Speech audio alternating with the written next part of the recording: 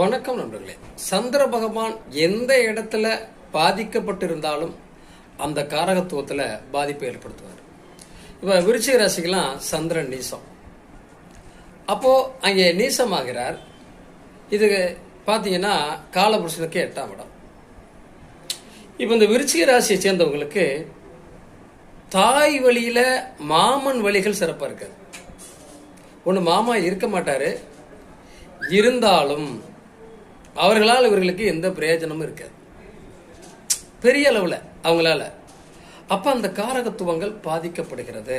ஒன்று, காலபுருஷனுக்கு 8ஆம் இடம் அப்படிங்கிறதுனால வலி வேதனைக்குரிய இடம். அது தன்னால் அனுபவிக்க முடியாத வேதனைக்குரிய கஷ்டங்களை எல்லாம் இவங்க அனுபவிச்சிருவாங்க.